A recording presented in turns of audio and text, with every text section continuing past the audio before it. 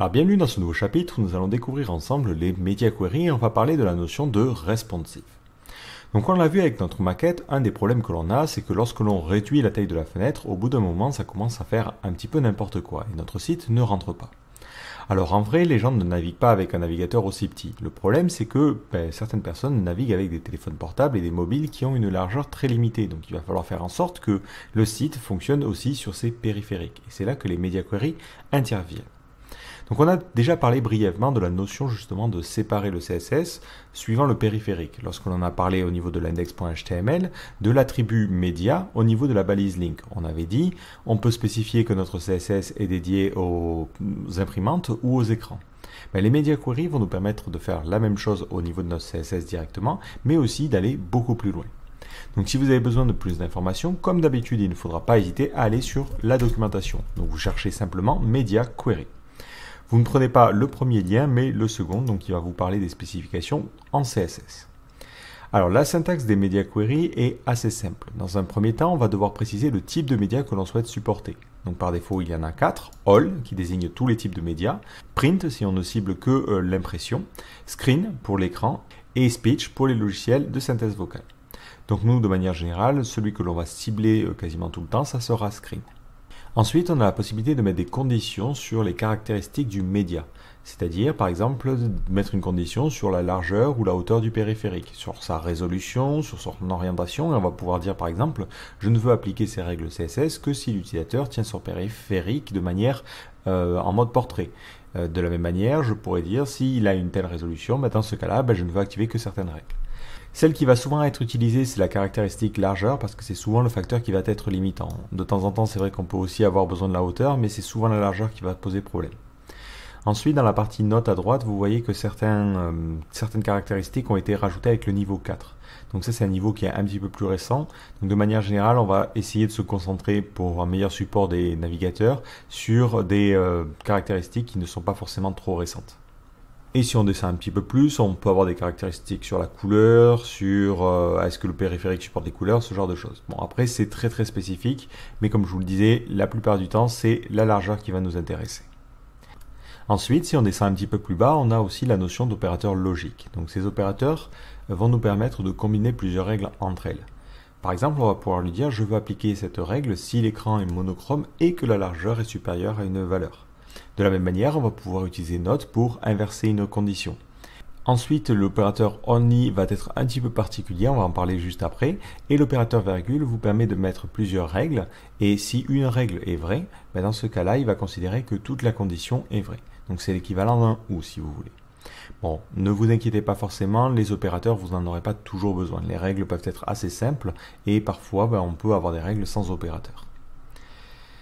Donc ensuite, à la fin, vous avez des exemples de différentes media queries. Donc elles s'écrivent de la manière suivante. Vous écrivez un arrobase media, puis vous mettez votre condition. Donc là, par exemple, ils disent je veux que les règles qui sont à l'intérieur s'appliquent que pour quelque chose de type écran ou imprimante, parce qu'on a une virgule qui sépare les deux. Si on veut cibler des caractéristiques particulières, par exemple celle-ci, il dit je veux que les règles ici soient appliquées seulement si la largeur est inférieure à 12 450. Bon, c'est énorme, mais ici il rajoute un max width. Donc pour ce qui est largeur et hauteur, on pourra utiliser des préfixes max et min pour préciser en fait des intervalles de support. Donc on va pouvoir dire pour les écrans qui ont une largeur inférieure ou supérieure à telle valeur, je veux appliquer ma règle. Alors nous, dans notre cas, comment on peut appliquer ça? Si on réfléchit, si vous vous souvenez, notre container, donc notre élément qui contenait les articles, on leur avait donné une largeur particulière. On avait donné une largeur de 940. Et lorsque l'on réduit notre navigateur et qu'on arrive sous certaines résolutions, on voit que ça se réduit. Donc le problème, c'est qu'au bout d'un moment, on peut estimer que c'est un petit peu bizarre. À ce niveau-là, ça fait un peu n'importe quoi. Donc ce que l'on va faire, c'est qu'on va essayer de trouver la largeur à partir de laquelle ça donne un petit peu n'importe quoi. Donc pour cela, je peux examiner ma page et je vais pouvoir sortir les règles.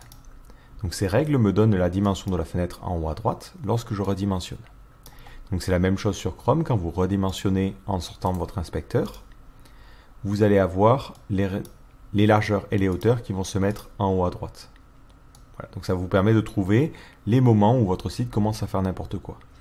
Et on peut se dire ici que vers à peu près 1100 pixels, c'est pas forcément terrible. Donc on va vouloir ajouter des règles CSS spécifiquement à partir de cette largeur-là.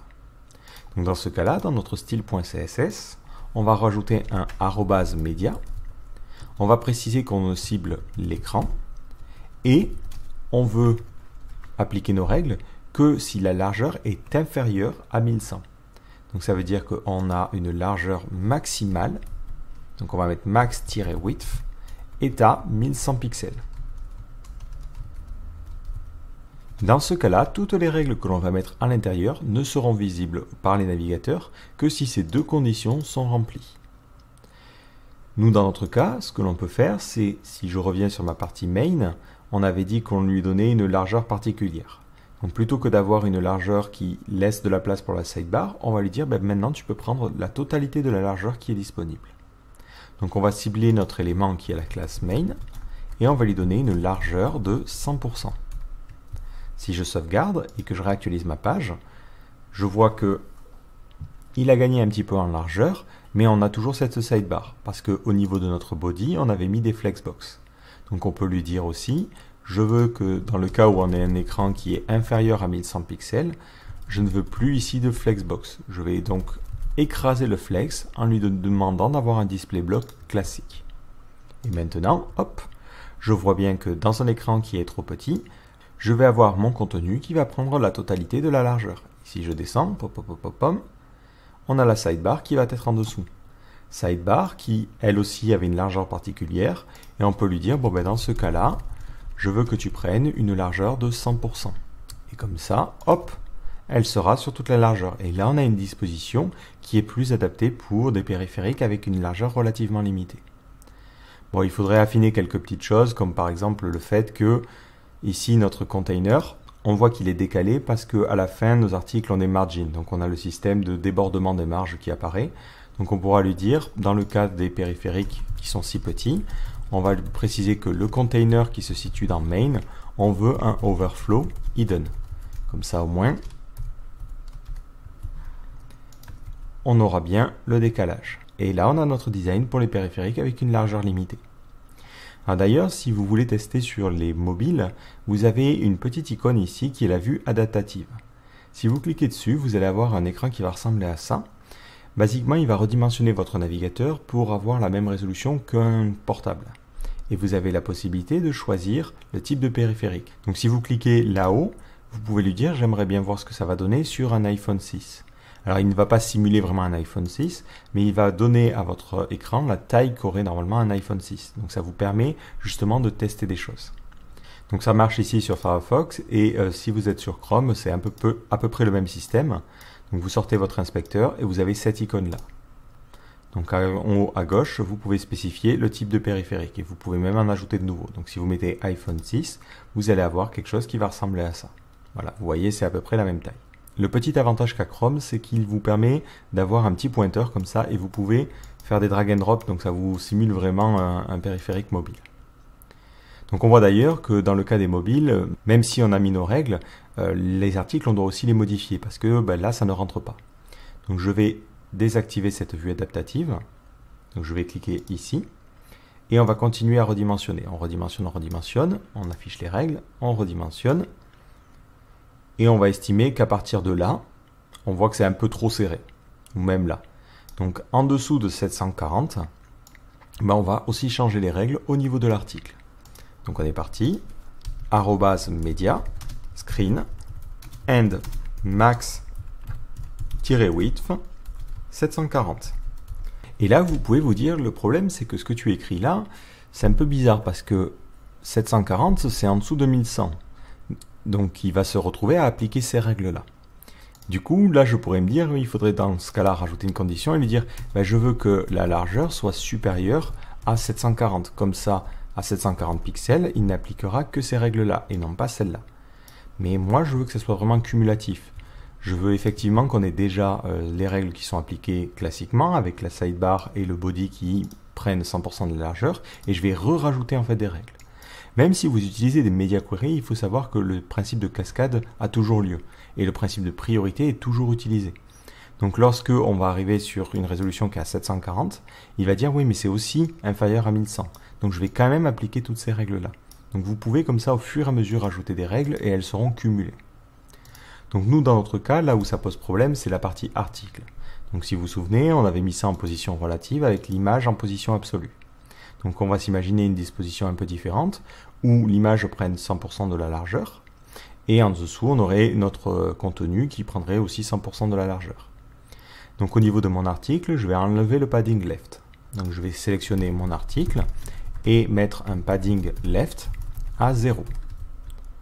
Ensuite, j'imagine que cet article IMG qui est en position absolue, il ne le sera plus, il sera en position normale. Donc on fait un point article IMG et on va le mettre en position statique. Donc c'est le positionnement classique des éléments. Si je réactualise ma page, on voit que ça donne quelque chose qui ressemble à ça. On pourrait aussi rajouter un petit peu de marge du coup, donc on fait un margin bottom et on mettrait un REM, une fois la taille de la police, pour légèrement espacer en dessous de l'image. Et par défaut, le A est un élément inline, donc pour que ça fonctionne correctement, et vu qu'ici il se comporte comme un bloc, on va mettre un display bloc. Voilà. Donc la marge est bien prise en compte, par contre l'image se retrouve dimensionnée parce qu'il faut donner une largeur ici de 100%, parce qu'on avait donné une largeur de 300 et quelques à notre image pour qu'elle soit bien à gauche. Et là, on a notre image. Maintenant, je descends, et je me dis que le article date et le article title, automatiquement, ils prennent la largeur qui reste. Donc ça fonctionne super bien. Ce que l'on pourrait peut-être faire, c'est modifier notre container ici, et se dire, le problème, c'est qu'il manque un peu d'espace. Donc au niveau de notre container, le point container, et je pourrais même le faire, je pense, en haut, je peux me dire, je vais rajouter un petit peu de padding sur les côtés de 20 pixels. Hop là. Comme ça, hop, ça va créer un petit peu d'espace et on a notre contenu. Et notre système s'adapte au mobile. Si je scrolle, on a les articles qui se présentent de cette manière-là. Je commence à redimensionner, hop, il s'adapte sur la largeur et ensuite il s'adapte sur avec la sidebar. On devrait faire la même chose d'ailleurs sur le menu ici. On le voit, le menu ça donne un petit peu n'importe quoi. Donc on pourrait s'imaginer que sur mobile, déjà on n'est pas le position fixe parce que l'écran a une taille relativement limitée, donc on ne peut pas se permettre de prendre autant en hauteur sur un mobile. Et ensuite on aimerait bien peut-être avoir les différents éléments du menu centrés. Et les icônes sociales peut-être centrées aussi en dessous. Donc il me semble qu'on avait utilisé le principe des floats, si je me souviens bien. Voilà, avec un float left et un float right pour la partie sociale. Donc il faudra lui dire, sur certaines résolutions, et c'est à partir de... Hop, si je descends, voilà, on va se dire, c'est à partir de 865 que ça commence à faire n'importe quoi. Et que dans ce cas-là, on doit changer les choses. On va alors rajouter une nouvelle media query. Et on va lui dire, c'est pour les écrans et une largeur maximale de 860. Alors ce que je fais ici, c'est ce que l'on appelle des breakpoints, c'est-à-dire des points de cassage, c'est-à-dire des points où le design va changer de dimension, où des éléments vont changer. Alors ces breakpoints, je les fais et je les calcule par rapport au moment où mon site ne commence à plus s'afficher correctement. Mais il faut savoir que vous avez une autre manière d'approcher les choses qui est de se dire je vais avoir 3 breakpoints, un pour les ordinateurs classiques, un pour les tablettes et un pour les mobiles. Le problème c'est qu'aujourd'hui les périphériques sont très très variés. Donc au moment où il n'y avait qu'un seul périphérique style iPhone, c'était assez simple parce que tous les iPhones avaient la même résolution et on pouvait dire si j'ai un écran qui est en dessous de 320 en largeur, je cible que les iPhones. Le problème c'est qu'aujourd'hui les téléphones ont vraiment des tailles différentes et il n'y a pas une résolution à partir de laquelle on peut se dire là je suis sur un mobile, là je suis sur une tablette. Le mieux personnellement c'est toujours de prendre votre design et de voir les moments où ça peut poser des problèmes et mettre des breakpoints, des points à ce moment-là en particulier. Comme ça peut vous permettre d'avoir un design qui s'adapte quelle que soit la résolution. Il ne faut pas forcément penser en type de périphérique et se dire je fais un design pour les tablettes, je fais un design pour les mobiles et ainsi de suite, ainsi de suite. Dites-vous plutôt j'essaie de faire en sorte que mon design fonctionne quelle que soit la largeur du navigateur. Donc ceci étant dit, pour le menu, je vais devoir retirer sur la top bar le float. Donc je vais simplement mettre un float de point none. Et je vais devoir faire la même chose sur la div qui est la classe sociale. Donc pour éviter de mettre deux fois le sélecteur et les règles, je mets une virgule et je mets l'autre règle. Donc comme ça maintenant, les éléments ne sont plus flottants. Ensuite, sur ma navbar, comment j'avais fait ça? J'avais simplement mis des display inline blocks avec un petit peu de marge. Ce que je peux me dire, c'est me dire, pour les écrans un petit peu petits, les marges c'est un peu excessif. Donc ce que je vais faire, c'est que je vais réduire ces marges-là. Donc on avait mis 53 pixels, on va simplement mettre 20. Et ensuite, sur la navbar, on les avait alignés à gauche et maintenant je les veux alignés centrés. Donc on est parti. On va prendre un point top bar, nav, et on va prendre les liens. Donc on va leur mettre une marge sur les côtés de 20 pixels. Et ensuite, on va les mettre en align center. Donc sur mon top nav, mais aussi sur mon social, du coup ça tombe bien, je vais mettre un texte align center. Je réactualise ma page et ça donne quelque chose de plutôt pas mal. Et si on redimensionne, on voit que ça passe à la ligne. Le petit problème que l'on peut avoir sur certaines résolutions, c'est que le A propos ici va à la ligne, parce qu'on voit qu'on a un A, un espace et propos. Et du coup, lui, il se dit, vu que c'est un display inline block ou un display inline, je peux aller à la ligne. Et ça, c'est pas du tout quelque chose que l'on souhaite. Donc vous avez la possibilité de modifier ce comportement. Alors on avait vu les breakwords et le overflow wrap, mais vous avez une autre propriété qui est white space. Donc elle est utilisée pour décrire la façon dont les blancs sont gérés au sein de l'élément. Donc par défaut, les blancs sont gérés de manière normale, mais vous pouvez ici lui dire no wrap. Et dans ce cas-là, il n'ira jamais à la ligne. Donc nous, on va utiliser ce white space au niveau des liens. Comme ça, si maintenant je reviens sur ma page, le à propos, lui, passera complètement à la ligne et il considérera ça comme un seul mot. Donc c'est un petit peu mieux. On peut rajouter aussi un peu de marge en bas pour faire respirer les différents liens. Donc on avait mis une marge en haut, à droite, en bas on va mettre 15 pixels et à gauche. Voilà. Et pour que ça fonctionne, on va mettre nos liens en display inline block. Parce que par défaut, ils sont en inline et du coup le margin ne serait pas pris en compte. Bon, c'est peut-être même un peu gros, on va mettre simplement 5 pixels, ça devrait passer un petit peu mieux. Sous la navbar, on va mettre une marge un petit peu plus importante. Donc on va mettre un margin bottom de 15 pixels, histoire de séparer les icônes sociales. Et voilà. Les icônes sociales, pour le coup, elles sont déjà bien alignées et on peut conserver les choses comme ça. Enfin, la dernière chose, c'était notre header que l'on avait mis en position fixed. On peut le laisser en position absolue. Donc notre top bar, il serait en position absolute. Comme ça maintenant, il resterait collé en haut de la page et si on scrolle, il ne suit pas et du coup il n'occupe pas de la place inutilement et n'empêche pas les utilisateurs de lire notre contenu. Parce qu'effectivement, si je reviens et que je passe sur la vue adaptative et que je repasse en fixed, notre header, mine de rien, il prend quasiment la moitié de l'écran. Donc c'est forcément pas tip top pour les gens qui ont une hauteur d'écran limitée. Ce que vous pourriez faire, c'est rajouter une media query en disant si effectivement la hauteur est supérieure à une certaine dimension, je peux garder le position fixed. Après, c'est vraiment à vous de voir, il ne faut pas non plus faire quelque chose de trop complexe. Et là, on a quelque chose qui est beaucoup plus adapté, quel que soit le type de périphérique. Donc si je redimensionne, quoi qu'il arrive, j'ai toujours la place pour que le contenu de mon article soit correctement visible. Ne vous en faites pas pour les animations, elles sont tout simplement dues aux transitions que l'on a mis. Donc ça peut donner des effets un peu bizarres dans ce cas-là, vu que l'élément change de taille. Mais bon, de manière générale, les gens ne jouent pas avec leur redimensionnement pendant des heures. Donc ce que l'on vient de faire, c'est ce que l'on appelle en fait le responsive. Alors, le principe du responsive, c'est de faire en sorte que votre design et votre site fonctionnent quelle que soit la résolution et la taille de l'écran de votre utilisateur. Alors ensuite, pour parler du only, vous allez souvent voir les gens écrire ça et rajouter un only devant les règles.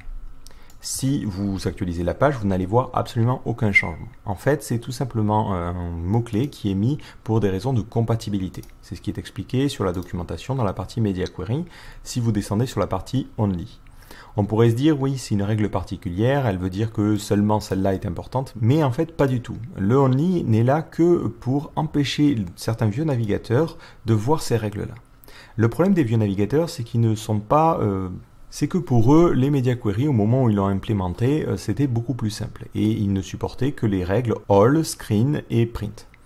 Et du coup, pour eux, s'ils voient plusieurs mots, ce qu'ils font, c'est qu'ils ignorent les mots qu'il y a après, et ils ne considèrent que le premier mot comme un Media Query. Ce qui fait que si vous mettez quelque chose comme ça, un vieux navigateur, ce qu'il va voir, c'est qu'il va voir quelque chose comme ça. Et il appliquera ensuite toutes ces règles. Donc nous, dans notre cas, c'est quelque chose que l'on peut désirer. Mais dans certains cas, c'est pas quelque chose que l'on souhaite. Donc si vous mettez only, ce qui va se passer, c'est que ces vieux navigateurs, ils vont voir seulement ça. Et le only, c'est un type de média qu'ils ne connaissent pas, qui n'existe pas. Donc forcément, ils vont se dire, non, je ne supporte pas ce type de média-là, et donc je n'appliquerai pas ces règles-là. Après, en vrai, il n'y a plus de navigateurs aujourd'hui, sauf des très vieux encore une fois, et c'est toujours le problème avec des vieux Internet Explorer, qui ont du mal avec ces règles-là. Donc aujourd'hui, on pourrait presque s'en passer du only, et ça fonctionnerait de la même manière.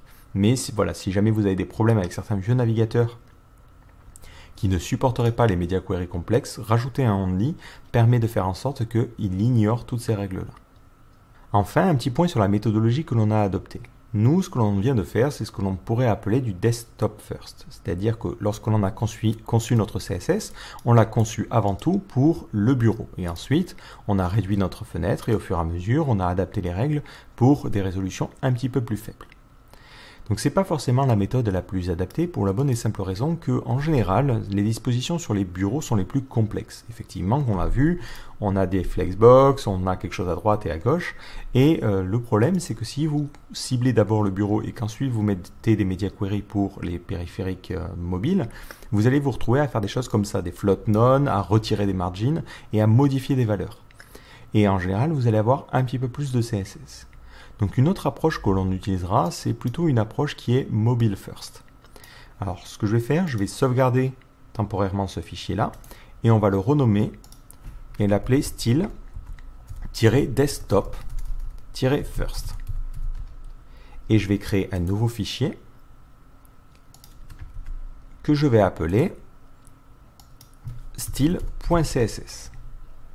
Et je vais vous montrer une autre approche que l'on peut utiliser. Donc on va retirer à la limite nos Media Query, ou en tout cas pour l'instant on va les commenter parce que je vais peut-être me référer aux différentes règles que je souhaite appliquer. Et dans le cas du mobile first, on designera en fait notre site simplement dès le début. C'est-à-dire qu'on n'ira pas mettre de flexbox ou ce genre de choses. Donc on va faire un exemple par exemple sur cette partie-là. Donc on s'imagine, c'était sur la partie main. Donc je vais chercher main. Voilà. Donc on avait mis une position relative, on avait mis pas de largeur. Sur la sidebar, on enlève la largeur. On peut laisser à la limite la position relative, il n'y a pas de problème. Et sur le body, on va retirer le display flex. Donc basiquement, on n'a rien à mettre. Et de la même manière, je retire la largeur ici. Donc si je retire les largeurs, par défaut, mes éléments prendront 100% de la largeur qui est disponible. Donc on voit qu'on a bien notre contenu ici, et hop, notre sidebar en bas. Donc on a simplement ici retiré des règles. Je vais peut-être au niveau de mon container ici, remettre le overflow hidden. Voilà, histoire qu'on n'ait pas les marges qui débordent. Là, on va faire le chemin en sens inverse, c'est-à-dire qu'on va grandir et se dire à partir d'une certaine résolution et à partir de 1100 pixels, donc on va lui dire lorsque notre écran est un écran et que la largeur minimale est égale à 1100 pixels, donc ça veut dire qu'on a une largeur qui est supérieure à 1100 pixels, dans ce cas-là, je peux rajouter des règles. Je peux rajouter un display flex. Je peux ensuite lui dire que mon main va avoir une largeur particulière, et je peux ensuite lui dire que ma sidebar va avoir une largeur de 375. Je crois que c'était ça. J'aurais dû peut-être me souvenir de la valeur. Si je sauvegarde et que maintenant je réactualise et redimensionne mon navigateur, je vais voir que hop, à partir de 1100 pixels, il va appliquer ce display flex et hop, notre design va automatiquement être redimensionné. Donc on obtiendra le même résultat effectivement, mais c'est plus simple à décrire d'un point de vue logique. Ma sidebar fait un petit peu n'importe quoi parce que à cause des flexbox, en fait, elle se retrouve un petit peu écrasée et la largeur que je lui ai donnée, le 375 pixels, n'est pas respectée. Donc je vais lui dire au niveau du flex, je ne veux pas que tu changes en fait de dimension. Le main, lui, s'adaptera, mais par contre, ma slide bar, je veux vraiment qu'elle ait une largeur fixe de 375. Donc, tu ne grandis pas ou tu ne rapetisses pas. Donc, le flex vous permet de mettre un node un petit peu partout. Voilà, comme ça, ben là, on a quelque chose qui fonctionne et c'est plus simple à indiquer que précédemment. Si je regarde au niveau de l'impact général, dans le cas du desktop first, j'avais mis des display flex tout en haut et ensuite j'ai dû mettre un display block en bas pour écraser mon display flex. Avec l'approche mobile first, c'est un petit peu plus simple parce qu'on met d'abord pour le mobile. Donc le mobile n'a en général pas un layout ou une structure complexe et c'est qu'ensuite qu'on rajoute des règles. Donc c'est beaucoup plus simple de raisonner autour. Si je continue ma réflexion, on peut faire la même chose aussi pour ce problème-là. Donc c'était sur les articles. Donc je reviens sur le article-img. Hop, donc c'était pas ici. On avait mis en position absolue, une largeur et tout ça. Donc pareil, tout ça, on peut le supprimer. On peut aussi supprimer la margin right. Donc on peut basiquement retirer tout ce qu'il y a à ce niveau-là. Ensuite, au niveau du article, on peut retirer aussi le padding left que l'on avait mis. Hop, on peut aussi retirer le min 8. Et enfin, la position relative ne sert plus à rien. Je réactualise ma page et on a la disposition classique. On peut à la limite faire un article IMG et préciser qu'on va avoir peut-être une marge en bas de 10 pixels. Je ne sais plus combien j'avais mis tout à l'heure. Et on va lui dire que ça, c'est en display bloc par défaut. Et hop, on a notre disposition convenablement sur mobile et on peut se dire lorsque on va dépasser une certaine largeur, donc là c'était lorsque la largeur est supérieure à 740, donc c'est la règle en inversé, @media only screen and min-width de point 740. Mais par contre cette règle, on va la mettre avant la première. Pourquoi ? Parce que les règles qui sont à l'intérieur peuvent être écrasées par la suivante. Vu que c'est d'abord celle-là qui est rencontrée, vu que la largeur, par exemple, de 1200 pixels est à la fois supérieure à 740 et supérieure à 1100. Donc on veut vraiment que, si jamais à partir de 1100, on réapplique des règles un petit peu plus complexes, ça soit celles-ci qui gagnent. Donc elles doivent être systématiquement en dernier. Donc prenez bien ça en compte dans l'ordre de vos media queries. Ensuite, je peux rajouter que pour mon article IMG, on va avoir un padding sur les côtés de 333 pixels. Notre article-img, il va avoir une largeur, et non, c'était plutôt l'article, que notre article img, il va être en position absolue, qu'il va être en haut à 0, à gauche à 0, en haut à 0, et il a une largeur particulière. Je me souviens plus de la largeur, donc on va rechercher ça. Hop, il avait une largeur de 308. Et d'ailleurs, je ne sais pas pourquoi j'avais mis un margin right, vu qu'il est en position absolue, ça n'a pas d'importance. Mais là, hop, si je réactualise, je vois que ça donne bien ça. Il faut juste penser à mettre notre article en position relative. Sinon, effectivement, toutes nos images vont se caler un petit peu n'importe quoi. Et là, on obtient le même résultat. Et c'est responsive de la même manière. Mais effectivement, c'est plus simple de raisonner de cette manière-là. Donc je vous laisse essayer de faire la même chose pour le menu. Donc dans le cas du menu, on retire les flottes par défaut, on met un texte align center et vous adaptez au fur et à mesure. Donc lorsque l'on va faire notre prochain design, on va penser de cette manière-là. On va d'abord commencer par imaginer notre design sur le mobile et au fur et à mesure des résolutions, quand on aura suffisamment de place, on rajoutera une structure un peu plus complexe. Et ça fera en sorte que notre site fonctionne quelle que soit la résolution. Donc ce qu'il faut retenir de cette vidéo, c'est que les media queries vont vous permettre de mettre des conditions particulières pour appliquer du CSS en particulier. Donc on peut utiliser les media queries de deux manières. On peut les utiliser avec le @media, comme on l'a vu ici, mais je ne voulais pas forcément préciser, on peut aussi rajouter ces conditions dans l'attribut media de la balise link. Ceci étant dit, on utilisera souvent plutôt cette méthodologie-là parce qu'elle permet de ne charger qu'un fichier CSS. Donc dans les media queries, on peut préciser le type de média que l'on souhaite supporter. Donc ça peut être all pour tous les types, screen pour seulement les écrans, print pour les imprimantes et speech pour les logiciels de synthèse vocale. On parlera de ces logiciels-là dans une autre formation consacrée à l'accessibilité. Ensuite, on peut rajouter des conditions sur les caractéristiques du média. Donc les conditions que l'on va principalement utiliser, ce sera des conditions sur la largeur et la hauteur. Mais vous avez aussi d'autres manières de cibler certains éléments, mais ça va correspondre à des situations particulières. Souvent, effectivement, le principal problème, ça va être la largeur de l'écran. Et dans ce cas-là, on utilisera les Media Query pour définir des breakpoints, des points à partir desquels le design va se casser, entre guillemets, et va changer de structure. Donc ces breakpoints, on peut les définir de différentes manières, mais on préférera une approche mobile first, où d'abord on pense notre design pour le mobile, et ensuite on utilise les Media Query pour rajouter de la structure au fur et à mesure de la largeur de l'écran.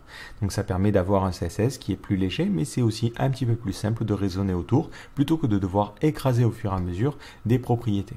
Et enfin, dernière petite précision, essayez de penser plutôt par rapport à votre design, plutôt que de vous dire je vais essayer de faire un site qui marche spécifiquement sur mobile, spécifiquement sur tablette et spécifiquement sur bureau.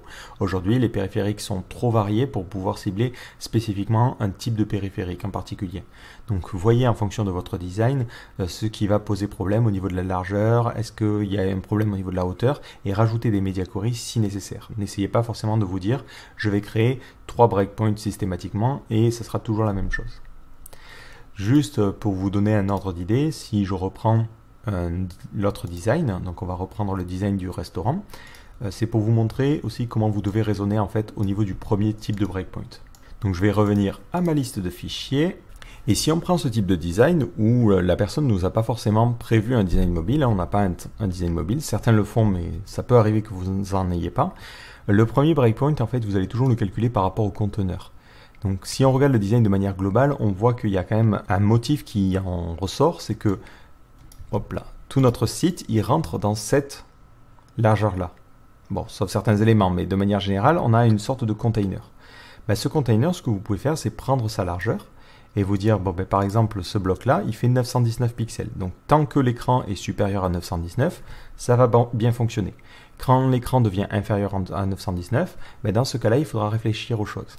Donc on peut imaginer, dans cette situation par exemple, que par défaut, ben, cette image serait au-dessus et le texte serait en dessous, centré. Et ensuite, quand on a une résolution qui est supérieure à la largeur prévue pour ce bloc-là, ben on peut retomber sur cette disposition. Et en fait, on va faire ça pour les différents éléments qui composent notre page. Mais de manière générale, sur mobile, on a une largeur tellement limitée qu'on finit toujours par empiler les choses. Mais après, c'est avec la pratique que vous allez prendre le coup et toujours... au final, c'est un petit peu toujours la même chose. Donc, vous allez prendre les bonnes habitudes et vous allez vous dire, ah ben, dès que je vois ce bloc-là, effectivement, je vois dans ma tête comment ça va se disposer, ce genre de choses. Donc là, je pense qu'on a fait pas mal le tour de tout ce que je voulais vous dire sur le CSS et je vous donne rendez-vous justement dans les prochains chapitres où on va attaquer cette maquette et on va faire en sorte de l'intégrer, donc de faire la version HTML et CSS et de faire quelque chose qui colle au plus proche de cette maquette-là. Et on utilisera le principe que l'on vient de voir, donc les Media Query et le principe du mobile first, pour faire en sorte que ce design et ce site fonctionnent à la fois sur mobile, sur tablette et sur PC. Donc je vous donne rendez-vous dans ce prochain chapitre.